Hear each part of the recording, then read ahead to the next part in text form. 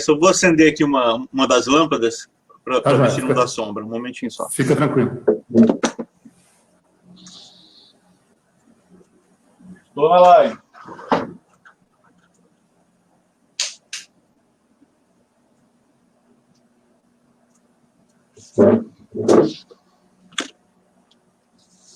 Ok. Joia. Bom, Abel, nós já estamos ao vivo aí. Daqui a pouquinho eu já vou te apresentar oficialmente. Os meninos, a Valéria já está aí no YouTube. Só para o pessoal conseguir já ir entrando. O pessoal que já está acostumado sabe que a gente usa esses 3, 4 minutinhos para o pessoal conseguir entrar e compartilhar. Valéria, se você puder já compartilhar. Não sei se tem mais alguém que eu já vi por aí. E a gente já vai iniciar daqui 2 minutinhos, tá? Ah, tá. Eu já estou vendo aqui no... Só vou acender aqui uma das lâmpadas para ver se não dá sombra. Um momentinho só. Fica tranquilo. A Valéria já está aí no YouTube. Só para o pessoal conseguir já ir entrando. O pessoal que já está acostumado sabe que a gente usa esses 3, 4 minutinhos para o pessoal conseguir entrar e compartilhar. Valéria, se você puder já compartilhar. Não sei se tem mais alguém que já... Boa noite. Eu já estou vendo que já estamos ao vivo aqui pelo Facebook. Ah, tá. Eu estou vendo aqui no... Eu acho que está dando eco no seu, Abel. No meu? É. Como é que eu faço, hein? O fone seu tá ligado nele? O meu fone... É o fone que está dando retorno do seu notebook. Melhorou? Boa noite. Eu já estou vendo que já estamos... Não, ainda estou te ouvindo com o delay, tá vendo? Ah, tá. Eu estou vendo aqui no... Então eu vou utilizar então o... Eu vou então ter que utilizar o velho recurso do... Tá ligado. Meu fone...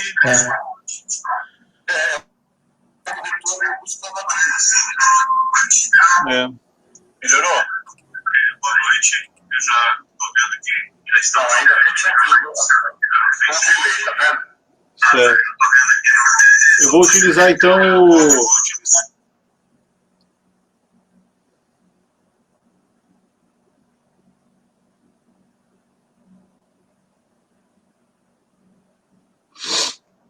Aí melhorou, Abel.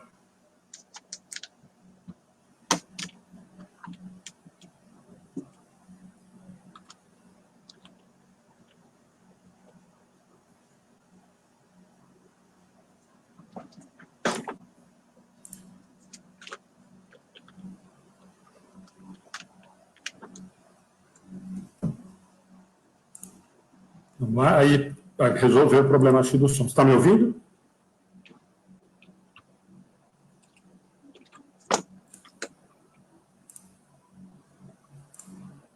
Oi. Eu estou te ouvindo. Você está me ouvindo, Abel?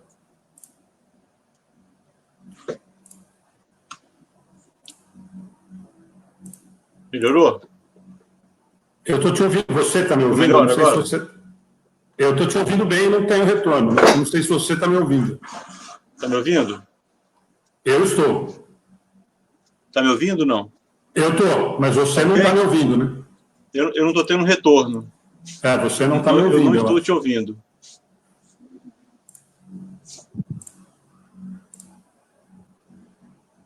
Agora você ouve? Melhorou aí? Posso... Eu estou te ouvindo normal, acho que você que não está me escutando.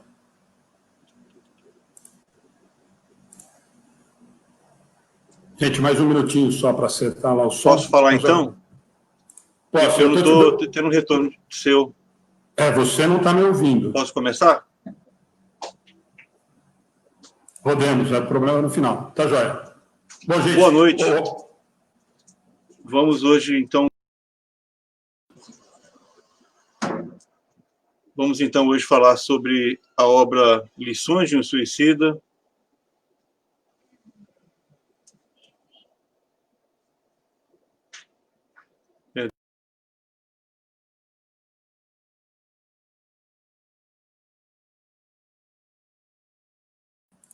Só um minuto, o Abel deve estar tendo algum problema lá com a conexão e nós já iniciamos já, tá? Nós estamos tentando acertar lá a situação dele lá, daqui a pouquinho ele retorna, deve estar tendo algum problema com o som dele lá, com o retorno principalmente, tá bom? Mas daqui, se Deus quiser, ele consegue resolver o problema lá. Eu já vou fazer propaganda já, enquanto ele não está chegando. Gente, o livro que nós vamos conversar hoje é esse daqui, tá? Lições de um Suicida. É um estudo do livro Memórias de um Suicida. E o livro é do Abel Sidney, tá? Muito, muito interessante, muito bacana. Para quem não conhece, né, a obra que ele faz o estudo é essa obra maravilhosa da dona Ivone, do Amaral Pereira, Memórias de um Suicida, pelo espírito do Camilo Cândido Botelho, tá bom? Mas o que o Abel vai tratar com vocês um pouco hoje é do livro dele, e depois nós vamos bater um papo sobre isso daí. Ele está me falando que ele está tendo um problema no som dele.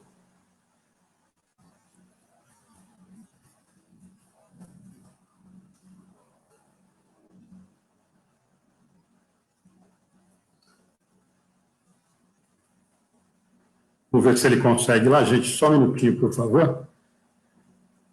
Leandro, olha, realmente leiam, eu estou encantado, não conhecia, conheci depois que nós conversamos com a Abel, mais uma vez foi indicação do Orson, faz um trabalho muito bacana com esse tema, e o livro eu comecei a ler no final de semana, estou encantado, não estou lendo com pressa, porque realmente é um livro para estudo, né? A proposta dele é uma proposta de livro para estudo. Então, mas ele vai falar com vocês sobre a ideia do livro, como ele está fazendo, só esperar para ver se ele consegue resolver o problema. Acácio, na verdade, ele está em Porto Velho, ele não é de lá, tá? O Abel já morou, inclusive, aqui na região, aqui em Lins, ele trabalhou muito tempo. Ele é de Apucarana, mas está morando em Porto Velho, tá bom? Vamos ver se ele consegue voltar lá, gente, para a gente poder ter esse papo interessante. Eu estou super curioso para saber da proposta do trabalho, de como ele faz. Vamos ver se ele consegue retornar aqui. Espera aí. Vamos ver se ele... O problema dele estava com retorno. Ele estava dando um retorno muito grande e depois... Ele não estava me ouvindo, ele deve ter mexido lá no... Agora eu já estou disponível. Conseguiu? Consegui. E agora você está me ouvindo? Estou, perfeitamente. Então já. Bom, Abel, não vou tomar seu tempo. Eu já fiz a propaganda do livro. É? Que legal. Depois nós vamos voltar. Enquanto você não estava aí, eu já falei um pouquinho Um pouquinho não, só mostrei a capa do livro. Tinha gente perguntando se você é de Porto Velho, eu já falei que você é de Apucarana, que morou aqui pertinho em Lins. Então, não vou te atrapalhar mais. Aproveite o tempo, depois a gente bate um papo no final. Mas só para a gente começar o bate-papo, Abel, eu gostaria muito, eu estava falando para as pessoas enquanto a gente estava tentando resolver o problema do áudio e da imagem, de onde surgiu, né? Porque é um livro, só para a gente iniciar esse bate-papo, para você contar um pouquinho dele. O Memórias de um Suicida é um livro maravilhoso, mas um livro, eu acho que você comenta isso, o Orson comenta no prefácio, que muita gente começa a ler o Memórias de um Suicida e abandona, porque é um livro muito pesado, né? É um livro muito forte. Então, assim, para isso, né? Então, para ele esse é denso. Então, a linguagem também é complexa, né? Porque foi escrito por um grande escritor português do século XIX. Então, junta a complexidade do tema, o drama que se desenrola, e é claro que a maioria das pessoas não passa do segundo capítulo. Verdade. E isso foi o que me motivou exatamente a fazer um roteiro de estudo. A minha obra, na verdade, é só um roteiro de estudo e um convite para que as pessoas tenham coragem de ler o original. São quase 600 páginas em algumas versões. Então eu fiz um condensado, eu fiz um resumo da obra, destacando os principais pontos, e com isso muita gente conseguiu finalmente ler, e muita gente lê os dois juntos. Então, eu ia fazer esse comentário e vou deixar você falar agora. Eu falei para você que eu recebi o livro no final de semana, comecei muito encantado, e eu tenho um problema sério quando eu começo a ler, porque eu quero acabar o mais rápido possível, mas eu precisei tirar um pouquinho do pé, justamente porque me agradou muito esse formato que você fez, inclusive com as indicações, sugestões de outras obras que podem ajudar, enfim. Mas aí eu vou deixar para você contar para a gente como é que foi a construção disso, o objetivo, por que surgiu essa ideia. Então, fica à vontade, mais uma vez, obrigado, né? Eu que agradeço. Desde o primeiro contato, todo o carinho que você teve com a gente. Aproveite e depois a gente se fala. Ok. Então, boa noite, meus amigos, irmãos de todo o Brasil, de todo o mundo. É um prazer estar aqui com vocês para falar dessa grande obra, deste monumento literário que é Memórias de um Suicida, psicografado pela Ivone Pereira e escrito por dois autores. Na verdade, esta obra tem dupla autoria. É claro que o escritor principal é o Camilo Castelo Branco, escritor português que desencarnou tragicamente no finalzinho do século XIX, mas, para surpresa nossa, ao pesquisarmos sobre a obra, houve uma interveniência, uma interferência positiva do grande Leon Denis, que, logo depois que desencarnou, se interessou, obviamente, pelas questões humanas, pelos nossos problemas, e auxiliou, então, a Ivone Pereira a reescrever muitos dos trechos originais, porque a espiritualidade considerou o seguinte: por mais que o Camilo Castelo Branco fosse um grande escritor, apenas deixar que ele relatasse o seu drama no além não poderia contribuir tão firmemente para o propósito, que era mostrar com todas as tintas que a vida continua. E não só continua, quanto nós temos problemas a enfrentar a depender de como chegamos no mundo espiritual. Então, o Leon Denis, digamos que deu a feição literária para um romance que é um romance extremamente doloroso, que é uma obra que narra fatos com muita contundência. Então, esse talvez seja também o que afasta alguns leitores, porque as descrições do plano espiritual inferior, para onde vão aqueles que desencarnam por meio do suicídio, por vezes assusta. Mas, tão logo passa esses primeiros 2 capítulos que transcorre no Vale dos Suicidas, percebemos que ninguém nunca está ao abandono.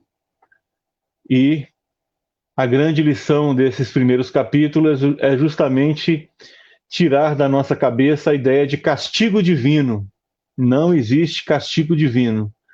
Nós, humanos, aqui estamos bastante afinados ainda com a ideia da justiça e o pior, da justiça vinculada à vingança. Nós desejamos o mal do próximo, queremos que ele pague as suas dívidas, os seus débitos da pior forma possível. Mas não é assim que funciona a justiça divina. Então, é necessário que a gente entenda isso. Nós buscamos a vingança, queremos que as pessoas que tenham praticado os crimes quaisquer aqui na Terra, que elas sofram por isso e sofram exemplarmente. Mas a postura da espiritualidade, obviamente, é bem outra. Então, nós estamos ainda numa justiça retributiva. Fez, pagou. E paga conforme a gravidade do crime. Mas a perspectiva da justiça divina é de uma justiça restaurativa. Importa que aquele que errou reconstrua sua vida, refaça o seu destino e, é claro, se responsabilize pelo que fez e repare os danos, seja os danos a si próprio ou aqueles a que ele está vinculado, e aqui está vinculado também às suas ações. Então, esta é a grande lição inicial: não há castigo. Então, todo sofrimento físico que experimenta o suicida após a morte é causado naturalmente. Há causas obviamente naturais, e o próprio Vale dos Suicidas não é um local ao abandono onde vão aqueles que praticaram o crime do suicídio contra si próprios. Não é um local simplesmente de punição, e não há punição. Há simples consequência dos atos praticados. E o sofrimento lá, experimentado por aqueles que estagiam por um momento, por alguns grandes, às vezes longos momentos naquele local, é apenas consequência natural dos atos praticados. E, nas palavras do Camilo Castelo Branco, o doloroso é o processo de desanimalização do corpo espiritual. O suicida chega antes do tempo no mundo espiritual, e ele então é considerado alguém que chegou antes do tempo, antes da hora, e isso traz consequências naturais, óbvias.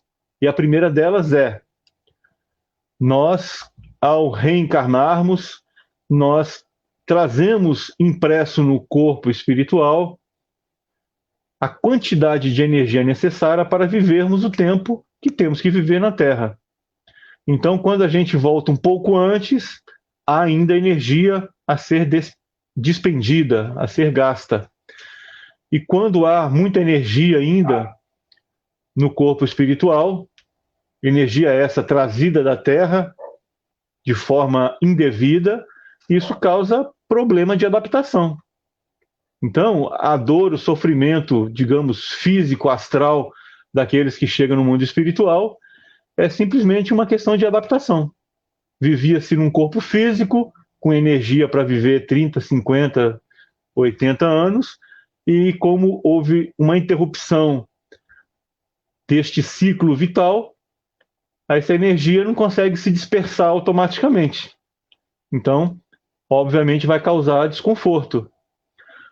E esse desconforto, essa dor, esse sofrimento, não é de modo algum castigo divino. Então, essa é a lição que nós temos que colocar na nossa cabeça.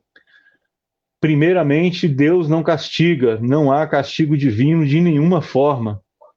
Nós é que nos punimos sempre, e de forma, às vezes, cruel. Nós somos cruéis conosco mesmos e com os outros. Então, eu sempre digo nas palestras, a depender da nossa concepção de Deus, nós viveremos bem ou mal. Nós suportaremos bem ou mal os problemas da vida. Então, nós temos que elevar muito a nossa concepção da divindade. Deus é o ser supremo que ama e acolhe e educa os seus filhos. Então, se nós não tivermos muito claramente na nossa consciência, no nosso entendimento, no nosso coração, este entendimento, esta noção deste Deus justo e bom, que acolhe, que ampara e que jamais castiga, nós estaremos vivendo o perigo. Então, muita gente hoje acaba por se matar porque acha que os seus atos jamais serão perdoados. Então, ele tenta, de alguma forma, aplicar sobre si mesmo a justiça que ele imagina que ele deveria aplicar junto aos outros. Enfim, então, queira ou não, infelizmente, o suicida acaba sendo um justiceiro que utiliza a morte para punir a si mesmo.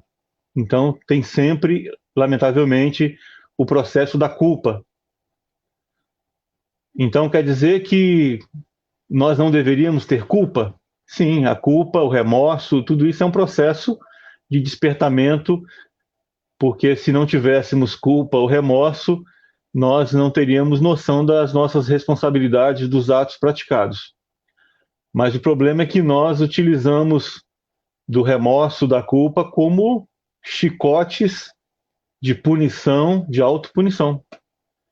Então nós também, além de elevarmos essa concepção que devemos ter da divindade, como ser supremo, justo e bom, nós temos também que ter muito firmemente a ideia de que nós não podemos e nem devemos carregar culpas.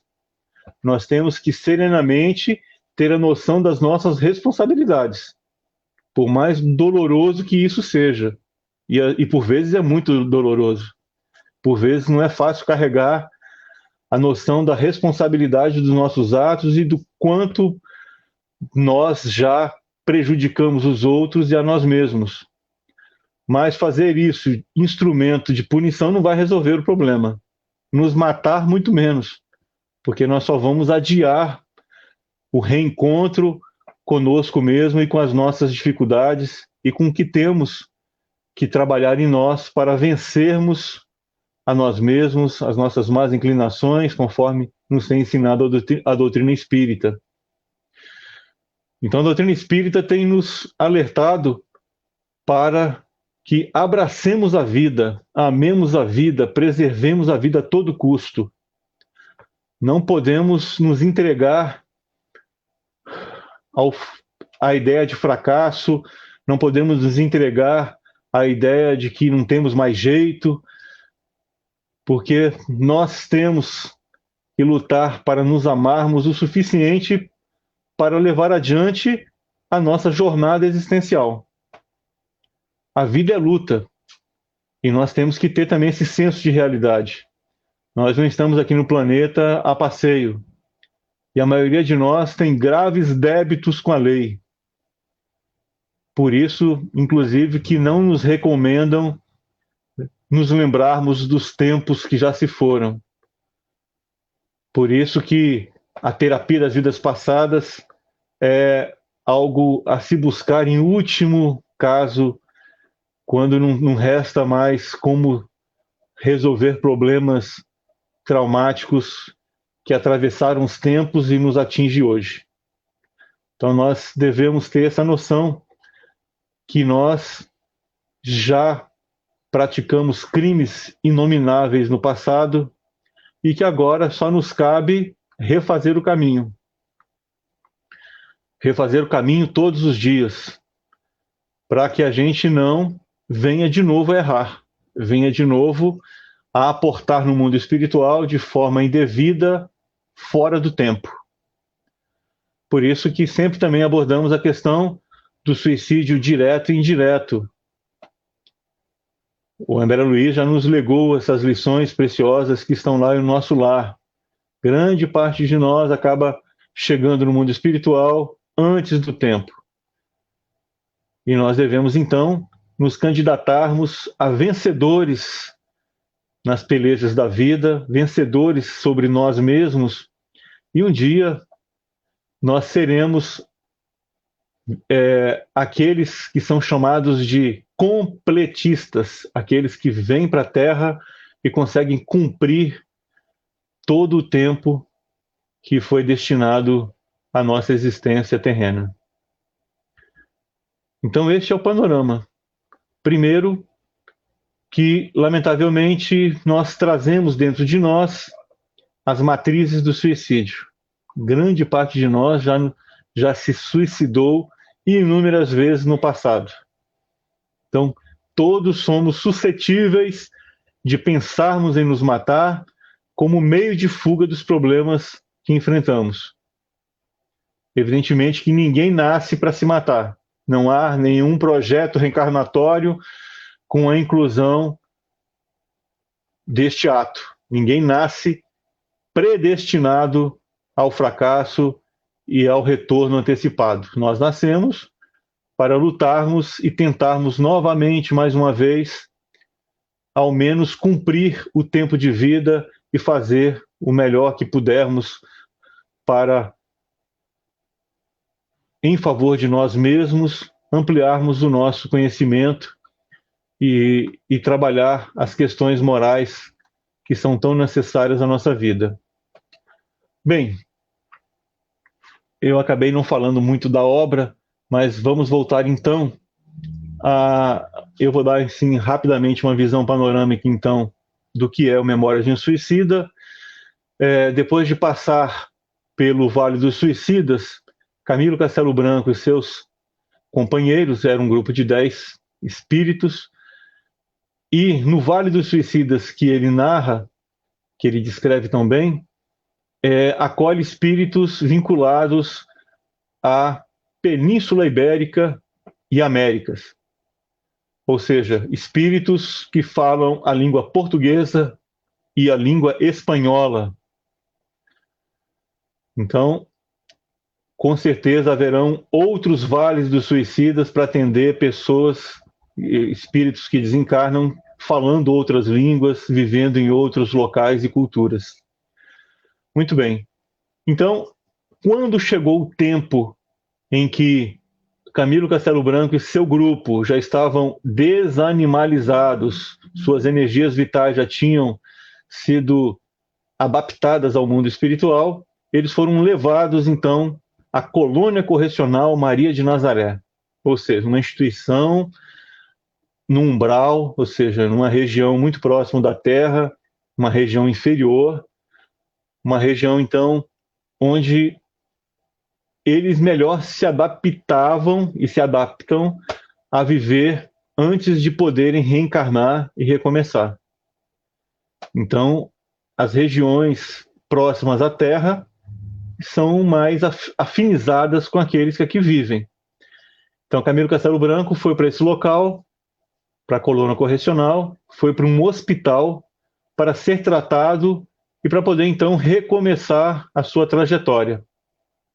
E este recomeço foi doloroso, porque uma das primeiras grandes decepções para o espírito que chega no mundo espiritual na condição de suicida é de que tentou-se fugir da vida, mas a vida não foge nunca de nós. Eu tentei me matar, mas a vida continuou. A morte é uma ilusão. E isso traz desconforto moral, traz agonia, traz desespero mesmo para aqueles que chegam no mundo espiritual. O Camilo pôde, então, junto com seu grupo de amigos, ser tratado por médicos extremamente especializados, por médicos capacitados para fazer tratamento nos diversos níveis possíveis para tratá-los como espíritos desencarnados, mas ainda embrutecidos, com um corpo espiritual, com um perispírito bastante denso. Então, eles eram tratados no seu corpo físico astral e também no seu corpo mais sutil, que é o corpo mental. Enfim, da mesma forma que somos tratados aqui na Terra, eles eram guardadas as devidas proporções e o meio em que se vive da mesma forma. Bem, é claro que a espiritualidade tem muito recurso para educar aqueles que chegam no mundo espiritual nessa condição, precisando de recursos muito refinados, porque se trata de pessoas muito necessitadas. Uma curiosidade interessante, digna de nota, é que nessas regiões de tratamento do mundo espiritual, todos os servidores são voluntários. Ninguém é obrigado a trabalhar no hospital e nas demais dependências da Colônia Correcional Maria de Nazaré. Tanto os seus dirigentes quanto os demais servidores, colaboradores, todos vão e estão lá por livre vontade, porque desejam servir. Então, isso é um dado muito interessante.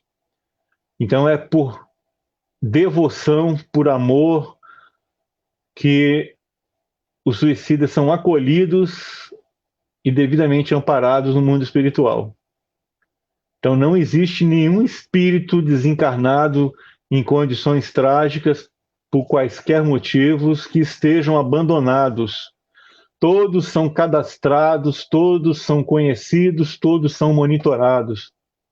Mesmo aqueles suicidas que são também homicidas, que são criminosos, que vivem em regiões de furnas, de cavernas também que existem no mundo espiritual, que fogem do tratamento ou não estão ainda preparados para conviver na colônia correcional, nos seus tantos departamentos, mesmo esses são cuidados o tempo todo. Bem, um dos recursos muito utilizados, então, na colônia correcional Maria de Nazaré, no hospital e em outras dependências, é a regressão de memória. Eles utilizam isso também como recurso extremo para demonstrar para aqueles que chegam no mundo espiritual de forma indevida e antecipada que eles estão vivos. Então, é um processo doloroso essas reminiscências a que muitos se submetem, mas que por vezes são necessárias para mostrar que, infelizmente, eles tentaram apagar-se da existência, mas continuam vivos. Bem, à medida que o Camilo e seus amigos ganharam lucidez, serenidade, mais tranquilidade de espírito, eles foram, então, passando pelos diversos departamentos da colônia para aprenderem sobre a vida. Então, muitos deles estavam pela primeira vez tendo noção realmente de que somos, obviamente, espíritos imortais.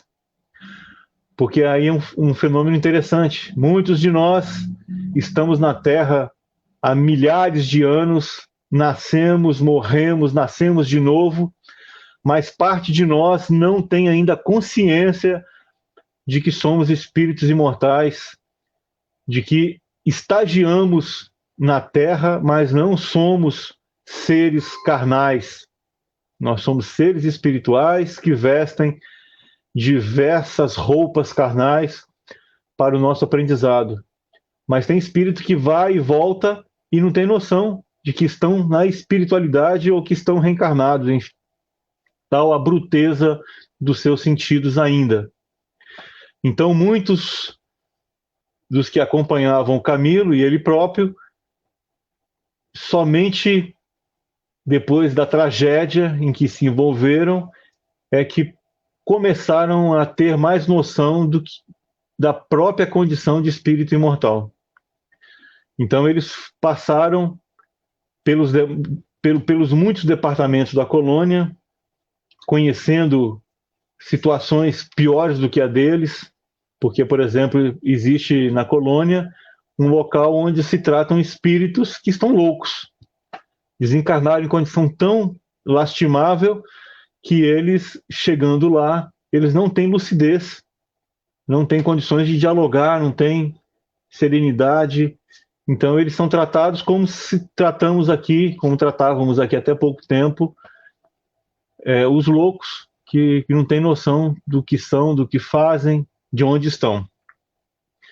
Então, por vezes, a depender da situação e principalmente do estado de rebeldia, muitos espíritos levam muito tempo para recuperar a sua lucidez como espírito imortal.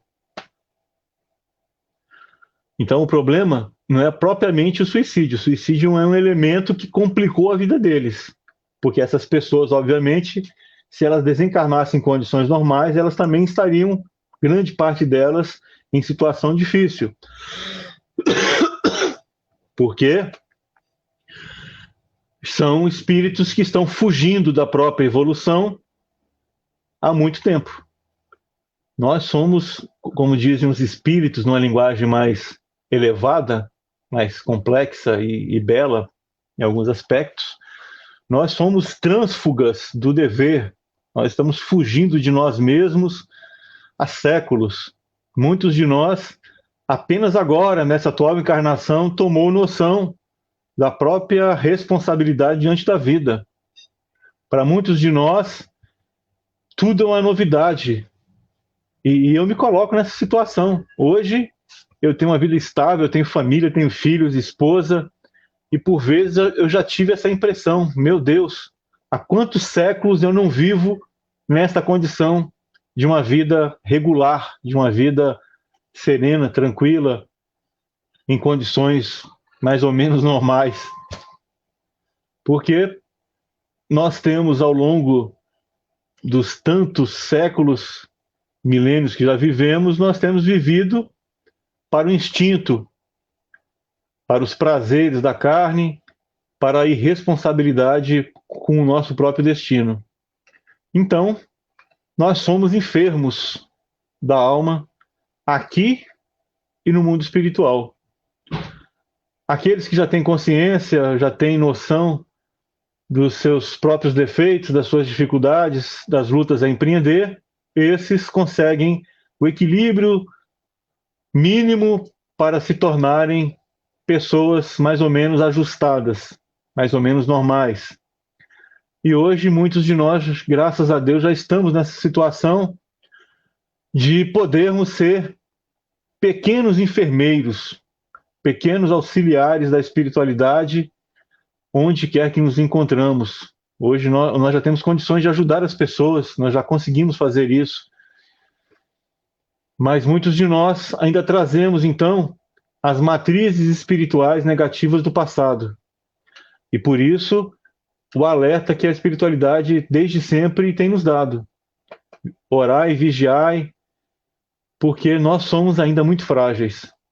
Então nós precisamos crescer em espírito e verdade, nós precisamos nos desenvolver mais amplamente para nos fortalecermos e para enfrentarmos todas as dificuldades que temos que enfrentar diante dos erros já cometidos no passado, diante dos problemas que enfrentamos.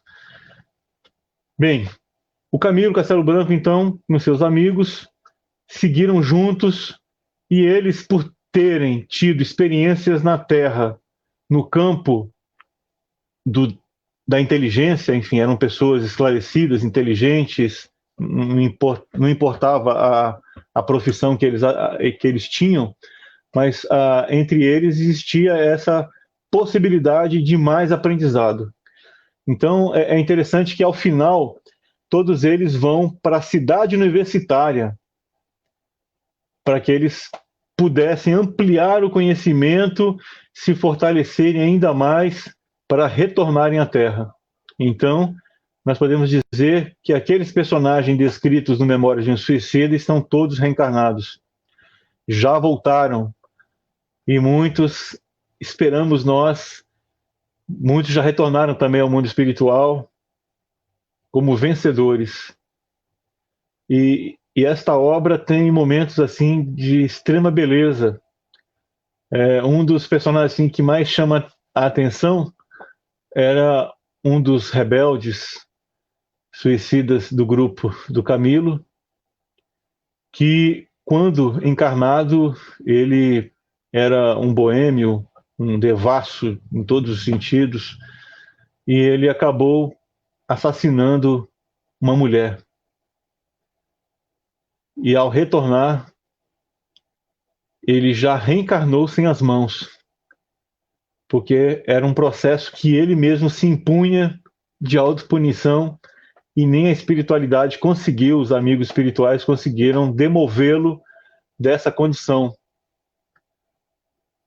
E ele, numa cena muito bonita, ele foi visto pelos amigos que lá ficaram, ele reencarnou antes, o viram já reencarnado, próximo à família dele próprio e daquela a quem ele lamentavelmente havia matado em vida, mas ele tinha uma força moral, uma esperança tão grande que os amigos sabiam que ele iria vencer-se, superar-se, porque ele tinha muita consciência dos seus erros e ele não queria mais repeti-los. Então, a peripécia, a aventura, a epopeia nossa de espíritos falidos é digna de muitos e muitos filmes. Um dia vão filmar Memórias de um Suicida. E, na verdade, cada uma daquelas vidas merecia um filme à parte. E nós estamos aqui, mais uma vez, para vencer a nós mesmos, para aprender com os nossos erros, para saber, para ter a certeza da condição nossa de espírito imortal e do quanto a espiritualidade tem investido em nós para que nós saiamos dessa atual existência como vencedores de nós mesmos. E essa é também a minha esperança. Aliás, um dos motivos que eu escrevi esta obra é que, naturalmente, sou um criminoso anônimo de muitos séculos, de muitas existências. Já me foi fornecido algumas informações e é claro que eu não posso nem saber ao vivo o que eu fiz em algumas delas. Eu já cheguei a sonhar e ao acordar os espíritos me disseram: olha, meu filho, você errou e você só vai poder ler durante o sono sobre você mesmo em outra encarnação. Você vai ler a sua vida com a devida distância, porque se você lembrasse de tudo e sentisse as emoções que são vinculadas a essas vivências, você não suportaria. Você se perturbaria profundamente e isso atrapalharia a sua vida. Então veja só o quanto nós temos a vencer em nós, o quanto nós temos que lutar pela vida, pela nossa vida e pela vida daqueles que estão à nossa volta. Então, eu sempre digo, como estudioso das ciências sociais, da história, graças a Deus eu pude estudar, eu sempre digo que o motor da história humana é a reencarnação. E aqueles que reencarnam com a consciência dos seus erros e com um desejo imenso de superação, esses são os que verdadeiramente mudam a história humana. Não são os anjos que reencarnam, que promovem as grandes mudanças. Esses são os sinalizadores, esses são aqueles que se tornam luz no caminho para muitos de nós. Esses já sabiam, já eram grandes ao reencarnar. Agora nós outros é que temos a força das grandes mudanças individuais e coletivas, porque nós, quando temos noção do muito, da tanta responsabilidade que trazemos, nós temos força para mudar a nós mesmos e convencer, pelo exemplo, os outros a mudarem também. Então, somos nós, os pecadores, que temos o papel de mudar a nossa própria vida e a vida coletiva em favor de um mundo melhor. Então, estas são as minhas palavras preliminares e eu abro então para comentários, para discussão, para o que for necessário. Eu peço ao Alexandre então que retome aí a palavra. Eu espero que o que eu disse tenha tido sentido e tenha sido útil para todos nós. Olha, Abel, bom, depois com calma, depois você entra com calma para você dar uma olhada nos comentários, muita gente agradecendo, um tema muito difícil, né? Independente do livro ou não, nós temos sentido, nós estamos falando disso um pouquinho antes da gente entrar ao vivo, muita gente comentando isso agora durante a transmissão, citando exemplos, citando pessoas da família, marido, pessoas que já pensaram nisso, pessoas falando sobre o tema de uma maneira dolorida, né? Porque sempre é muito dolorida. E eu acho que você consegue, Abel, e a gente percebeu pelos comentários, e vou falar por mim, independente dos comentários, transformar, como eu te disse no nosso bate-papo de início, um livro tão pesado, né? Tão difícil de... por isso que a gente brincou, falou muito sério, todo mundo que começa o primeiro capítulo abandona e fica desesperado e não quer mais nem saber de doutrina espírita, com o filme de terror que passa na frente daquilo ali. E eu acho que você consegue, com um carinho muito grande, que, na verdade, eu vou aproveitar nesse bate-papo, Abel, para a gente pensar nisso. Tem 3 pontos muito importantes e que muita gente comentou no bate-papo, e aquilo que eu te falei, a gente tem feito durante esse mês vários bate-papos nesse sentido, e as perguntas são sempre muito parecidas. Mas você toca em 3 pontos no livro, aliás, no Memórias do Suicida é muito forte, e você traz isso com carinho, com um olhar muito terno. Primeiro, no Vale dos Suicidas, que nós criamos verdadeiro horror a essa palavra, né? Da mesma maneira que nós criamos um temor e um horror muito grande do umbral. Né? São palavras, né? Os espíritas transformaram essas 2 situações em infernos astrais pessoais. Né? E não são, né? Muito pelo contrário. Então, eu queria que nesse primeiro ponto, assim, você tocou nisso num ponto, o livro, como você disse, ele é muito pesado, mas eu acho que ele tem uma riqueza de mostrar o tamanho do amor do pai, o cuidado que ele tem em relação a esses filhos que estão realmente, passaram por um processo de desequilíbrio total ao ponto de tirar a existência naquele momento, e as pessoas passam muito por cima, mesmo no Memória de um Suicida. E eu senti que você tem esse cuidado, quando você toca nesse assunto no seu livro, de deixar isso com a clareza que eu acho que a própria Ivone, o próprio Leon Denis, Camilo tenta, mas lógico, com todo o peso da história, com toda a situação vivida, são os sentimentos que eu passando no momento. E eu acho que você teve um cuidado nessa passagem para o seu livro, nesse roteiro que você diz de estudo, uma preocupação e um carinho muito grande em mostrar que isso não é esse inferno que os espíritas continuam a divulgar como realmente um lugar de martírio eterno, como castigo, como você bem disse agora todo esse tempinho. Os espíritas continuam vendendo ou veiculando a imagem de que Deus está punindo, de que Deus está castigando. O Vale dos Suicidas parece que virou um lugar de castigo e não de refazimento. Então, eu queria que você falasse um pouquinho disso, porque esse cuidado só me chamou muita atenção. Pois é, Alexandre.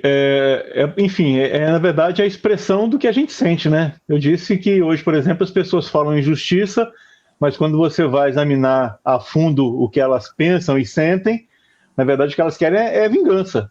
Vingança. É vingança. As pessoas querem pena de morte, querem solução fácil para problemas complexos. E é claro que tudo isso acaba em tragédia, né? E nós sabemos disso.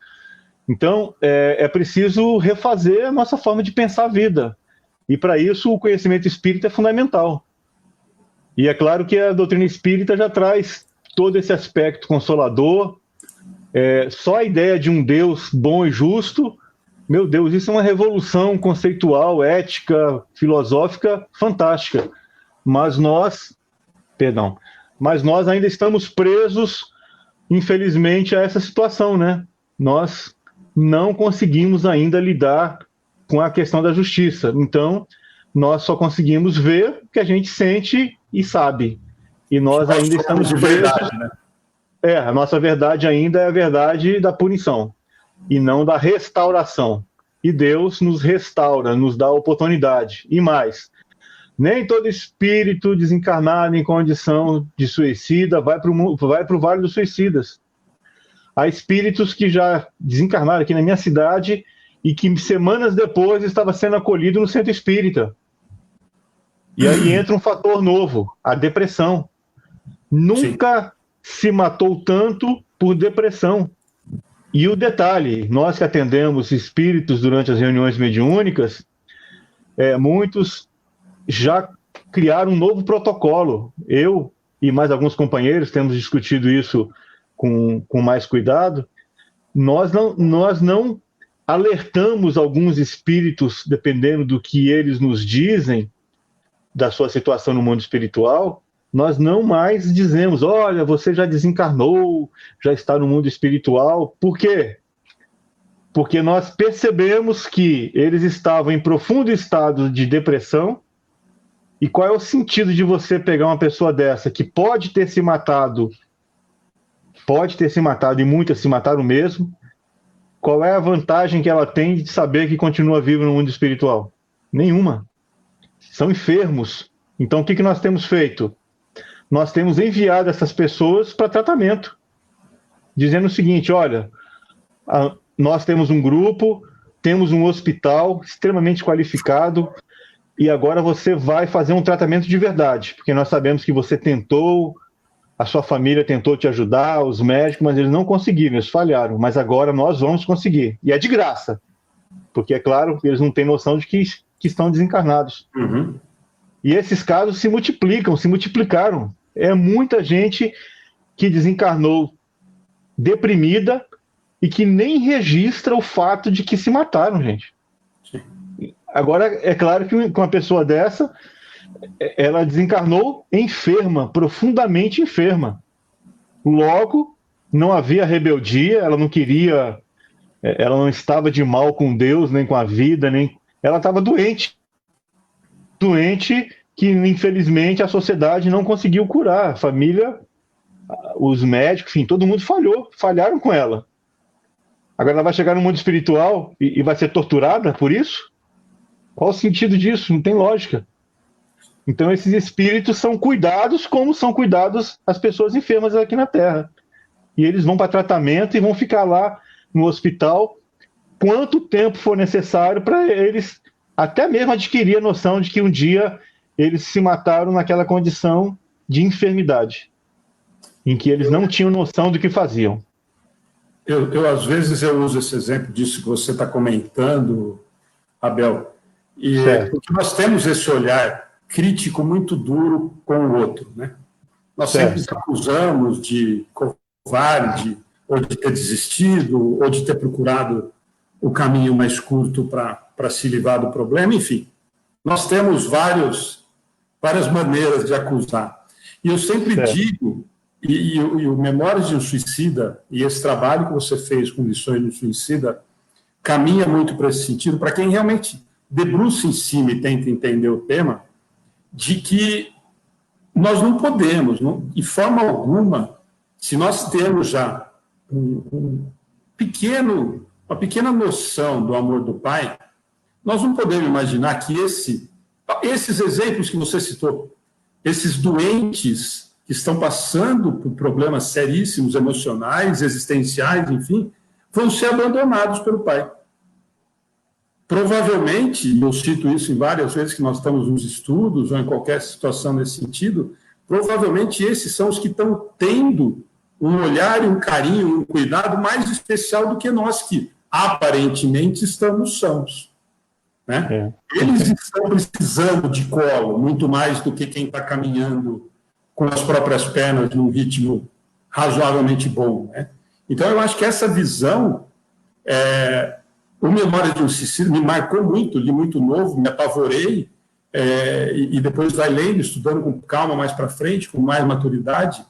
Eu acho que essa visão, a doutrina espírita já não dá, mas o livro, e vendo, eu não acabei de ler seu livro, eu lembro com toda a calma do mundo, porque me encantou o começo, nesse sentido, de nós conseguirmos entender que esse é o que precisa, esse talvez seja o que mais precisa desse carinho, desse olhar afetuoso do médium, do trabalhador, enfim. Porque até nisso, dentro da doutrina espírita, infelizmente, nós temos ouvido, né? Mas é um suicida, deixa aí para o Vale do Suicida, a hora que despertar, alguém perguntou aqui, a gente até pode aproveitar a situação. Nós falamos dos completistas, mas então ele vive só o tempo que está lá, e você acabou de dar um exemplo que não. Quer dizer, olha, eu me retomei, eu consegui, eu precisei, já despertei para a realidade do equívoco que eu cometi, e estou disposto a ser auxiliado, vamos embora, eu não posso perder tempo. Parece quem fazia Coen, né? Olha, não, faz os 2 anos de Coen lá, enquanto você não fizer os 2 anos, você não pode trabalhar. Parece que é a mesma situação. Você fica de castigo lá no Vale dos Suicidas, André Luiz ficou 8, então você que se matou fica 16, pelo menos, para depois voltar. Não é? A gente tem essas visões infantis ainda. Então é importante, porque as pessoas têm essas ideias que foram realmente embutidas, né?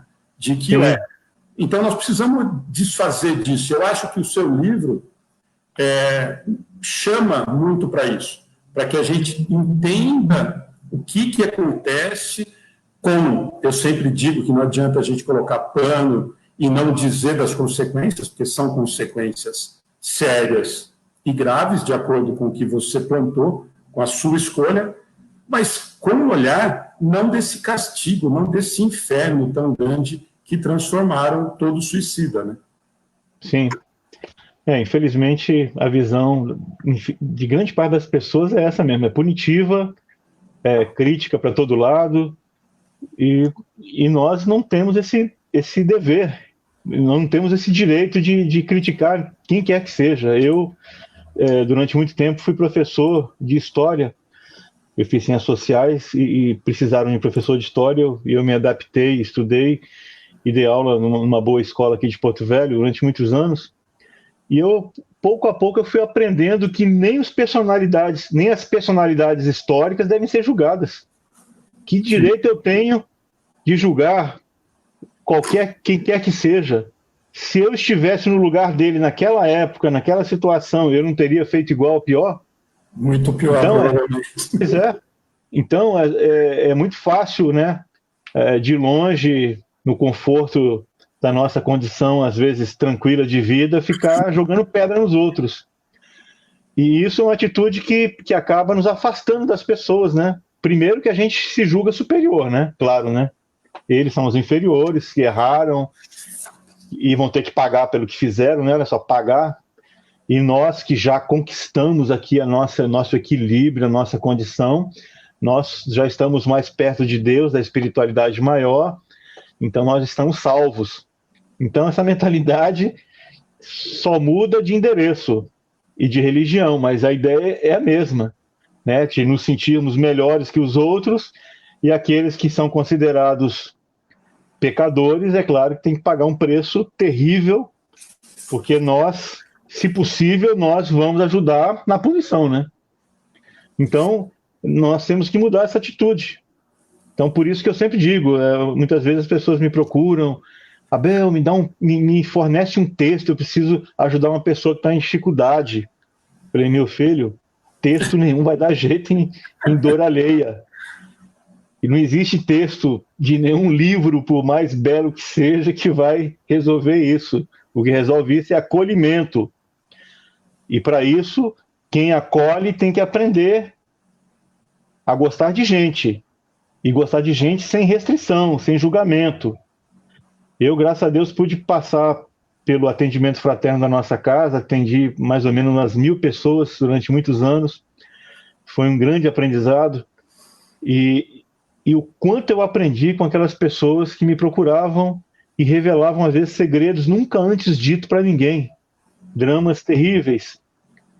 E com o tempo a gente vai aprendendo com a dor alheia também. A gente vê que todos nós podemos a qualquer momento falhar. Principalmente se temos, olha só, principalmente se temos uma moral rígida. Quanto mais rígidos formos com os outros, maior a chance de virmos a errar. Porque rigidez é sinal de perigo. Porque quem tem consciência, quem tem serenidade, quem tem a noção de que somos espíritos imortais, que Deus é bom, que temos oportunidade sempre de nos refazermos, quem tem e vive isso, não precisa acusar ninguém. Não vira palmatória do mundo, não vira crítico do mundo, da sociedade, porque não precisa. Nosso papel, né, de espíritas é de acolhedor, daquele que entende a dor alheia e acolhe, sem julgamento nenhum. Não importa o que a pessoa fez, deixou de fazer, se ela errou, se ela está precisando de ajuda, ela tem que ser acolhida e amparada agora, já. Perfeito. Bom, Abel, nosso tempo é absurdo como anda rápido quando a coisa está boa. E tem vários assuntos, e nós vamos ter outras oportunidades, mas muita gente, tiveram 2 perguntas aqui que fizeram, né, as meninas estão respondendo, nós tentamos responder, mas uma coisa que sempre me marcou muito quando comecei a estudar, tentar entender, para tirar essas coisas muito enraizadas ainda, provavelmente de outras existências, né? E até dessa. Mas alguém perguntou aqui, né? Falou, mas e as minhas orações? As minhas orações chegam para o meu marido, que cometeu o suicídio. E aqui me veio para a gente falar, queria que você falasse um pouquinho disso antes da gente encerrar. Eu sempre, nos últimos tempos, me remete muito uma coisa que me marcou muito no filme do Divaldo, que a irmã comete o suicídio e a mãe está na igreja, né? E pede para se fazer uma missa, e o padre fala que não pode, porque ela não é mais filha de Deus. Né? E assim, a resposta da mãe do Divaldo no filme me chocou mais do que num bom sentido. Quando ela fala, mas então nós precisamos de você aqui na igreja. Eu falo, não, eu vou me dedicar aos suicidas porque eles estão precisando de mais ajuda do que a igreja está podendo dar para eles aqui. Esse Deus não serve para eles, estão precisando desse auxílio.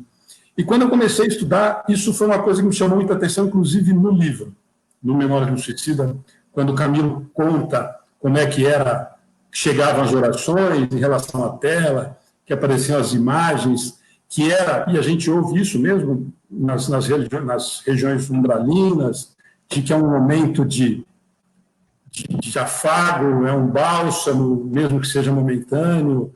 E no livro ele faz um relato muito interessante, né?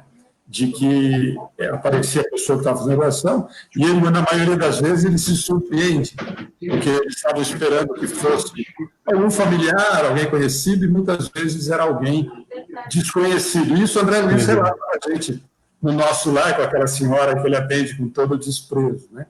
Então, para a gente encerrar, Abel, eu queria muito que você falasse isso, porque muitas pessoas, por conta de trazermos isso na nossa bagagem, em tudo que foi nos colocado durante todas as nossas existências, e até nessa mesma agora, como fazer? O que nós podemos fazer?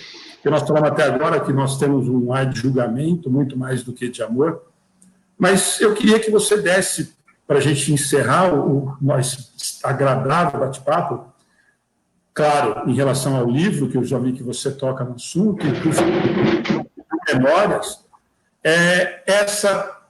a importância para esse nosso irmão que cometeu esse ato, de como que nós podemos ajudar, se precisa ser alguém conhecido. Mas então, Alexandre, se eu fizer oração para o marido dessa pessoa que estava fazendo participando da transmissão com a gente, a minha oração chega para ele como esse bálsamo que você está falando, ou eu preciso ser alguém próximo, as orações realmente chegam, já que ele cometeu esse erro tão grave. Eu queria que você falasse um pouquinho disso, porque eu acho que é de uma importância tão grande, que é um amor tão fácil que nós podemos oferecer, mas que muitas vezes ainda nós não entendemos de que forma nós podemos fazer esse carinho, esse afago, ou chegar esse bálsamo, que é a palavra que ele dá, nesses corações que estão vivendo em momentos muito delicados. Pois é, o pensamento é tudo, né? A gente sabe disso, né? Nas relações mediúnicas e nas relações anímicas, de alma a alma, encarnados entre encarnados, ou encarnados e desencarnados, ou entre os próprios desencarnados, tudo é regido pelo pensamento. Então, na verdade, quando a gente estiver pensando em alguém que desencarnou tragicamente e emitirmos pensamentos de alegria, de paz ou de reconhecimento pelo que ele fez, mas, lamentavelmente, não pôde prosseguir aqui na Terra por algum motivo, mesmo esses pensamentos atingem o espírito. E eu sei disso porque alguém próximo da minha família começou a pensar naquele roqueiro americano do Nirvana, o Kurt Cobain, e ele acabou se vinculando a essa pessoa. E ela não ficava orando, nem evocando, não. Era pensamento de reconhecimento pela obra dele. E ele acabou sendo atendido, inclusive. Ele foi passou pelo nosso centro espírita, foi visto por lá, enfim, foi acolhido, simplesmente porque alguém de bom coração viu ele com outros olhos. Não ficou dramatizando nem pensando no drama que foi o próprio suicídio, mas lembrou dele como pessoa e do que ele deixou de coisa positiva. Então, olha só o detalhezinho. Então, eu, como um protocolo que eu criei para mim mesmo, se eu não consigo orar por uma pessoa por qualquer motivo, se eu ainda não consigo entendê-la e ainda a julgo, eu peço a Deus, mas eu não consigo me dirigir diretamente a ela. Eu crio uma relação um pouco mais distante, porque eu não me sinto ainda capacitado de me dirigir a ela diretamente. E nós sabemos que quando a gente pensa, a gente causa. O pensamento tem uma força poderosa. Então, eu tenho orado pelos suicidas também, como faz o Divaldo, como faz milhares de pessoas, graças a Deus, na Terra, e tenho tido surpresas extremamente agradáveis. Eu tenho um caderno de oração que já tem mais de 20 anos, e eu tenho orado por essas pessoas que estão lá com seus nomes anotados durante todo esse tempo. E eu tive a grata satisfação de receber em casa, numa madrugada, um casal por quem eu havia orado durante muitos anos. Trata-se de um intelectual europeu que veio para o Brasil e desencarnou tragicamente no Rio de Janeiro, em Petrópolis, na década de 40. E ele veio para o Brasil e deixou uma obra fantástica que exaltava a nossa terra, o nosso povo, enfim. E ele, por algum motivo, desencarnou junto com a própria esposa. Foi um duplo suicídio. E eu recebi a visita dos dois que estavam para reencarnar e vieram agradecer as preces. Então, a gente não tem noção da importância da nossa oração. Nós temos que orar por eles com carinho. E se a gente não consegue ainda nos dirigirmos diretamente, falando, porque às vezes as emoções atrapalham e a gente acaba julgando, peça simplesmente que Deus acolha, que Deus oriente, que os bons amigos consigam tratá-los, ajudá-los de qualquer forma. Mas as nossas orações têm um poder imenso. Então, aqueles que perderam as pessoas por meio do suicídio, ore por elas, direto ou indiretamente. Se nós já compreendemos, se nós já as perdoamos, porque também tem isso, né? A gente não perdoa. Se nós conseguimos compreendê-los e perdoá-los, e se já conseguimos falar diretamente, falemos, conversemos, porque eles, em pouco tempo, conseguem se recuperar graças à nossa ação. E se é um coração próximo, familiar, isso se multiplica. E é claro que a espiritualidade toma os cuidados devidos, né? De trazê-los durante o evangelho no lar, de levá-lo ao centro espírita, de levar a pessoa que está vinculada a esse espírito suicida durante o sono para as regiões onde essa pessoa possa estar com ele, como se aqui na Terra a gente visitasse um presídio com todos os cuidados que se tem lá para preservar a vida daquele que está visitando. Enfim. Então isso é possível. Nós temos muito poder, que é o poder do acolhimento, da generosidade, e nós podemos fazer isso pelo pensamento, pela oração, pela vibração, enfim, esse recurso todo que nós temos e sabemos como operar. É isso. Bom, Abel, só posso te agradecer. Espero que tenhamos outras oportunidades. Fico devendo mais essa para o Orson, que foi intermediário mais uma vez. Eu sempre falo aqui, toda vez ele fala, não fica falando, que parece que tem que falar assim, para todo mundo. Que o Orson é um grande companheiro. Ele tem uma capacidade de fazer essas ligações como ninguém. Eu tenho uma admiração por esse trabalho do Orson que nem ele tem ideia. Ele fica falando para mim, não fica falando que fica chato, falo sim. O que ele faz desses links, dessas ligações, pessoas que provavelmente nunca se conheceriam ou não teriam contato, ele é sempre o intermediário. Então, a gratidão primeiro a ele e a você, Abel, aquilo que eu te falei, desde o primeiro contato, todo o carinho, todo o cuidado que você teve, hoje, com essa participação fantástica, depois com calma, se você conseguir, tem vários comentários interessantes. Aos que participaram, gente, você falou das pessoas se abrindo, a carência, a necessidade que nós estamos tendo há muito tempo, e agora com essa pandemia aumentou, está muito grande, mas é muito bom saber, gente, nós estamos à disposição. Quando a gente ouve esse tipo de depoimento, de comentário, de exemplo de vida em relação a se colocar à disposição do outro, nos deixa ainda muito esperançosos de que realmente nós estamos caminhando bem. Tem muita gente que ainda está equivocada, mas tem muita gente que está fazendo o caminho correto, que está disposta a ajudar e que está fazendo o bem para muita gente. Então, Abel, muito obrigado mais uma vez. Foi realmente uma noite muito, muito especial. Com certeza, as pessoas estão agradecendo muito você, a atenção, e que realmente tenhamos outras oportunidades. Obrigado e até uma próxima. Eu agradeço. Valeu. Grande abraço. Gente, boa noite a todos. Fiquem todos com Deus. Em paz.